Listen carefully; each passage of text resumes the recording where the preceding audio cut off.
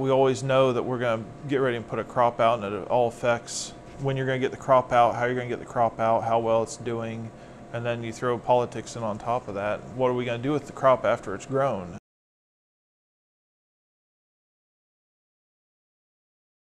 The knee-jerk reaction to a lot of the stuff coming out of Washington, D.C. on media, it immediately affects the price.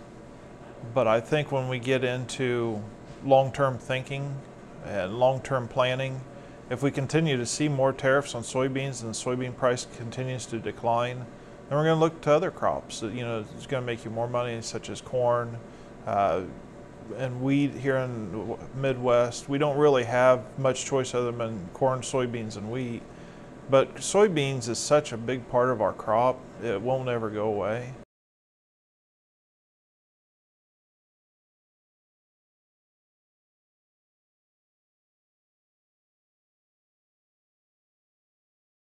The thing we need to do as a farming community is have an open line of communication so they know what our issues are as farmers, and the value that we have is selling a crop to another nation, and open up those doors again to sell that crop. Because, yeah, the tariffs is here, but,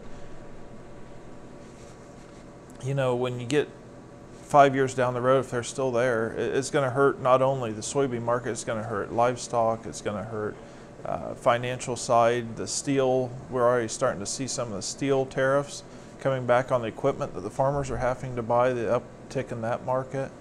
It's kind of like a rock rolling downhill. It just continues to gain speed, and I think what we're seeing here in the front end is going to be a long-term effect on a farmer, and it's going to have to take into some more planning.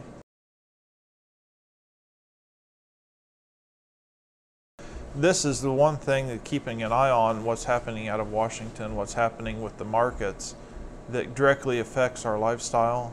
It directly affects our pocketbooks and the way we plan for the following years. Are we going to pay all the bills this year? Are we going to buy a new piece of equipment? Do you get your kids, a couple new pairs of shoes?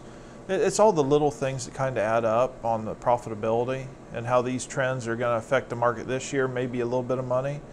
But if we're looking at a 3 to 5 year thing, it's definitely going to affect how you operate your farms.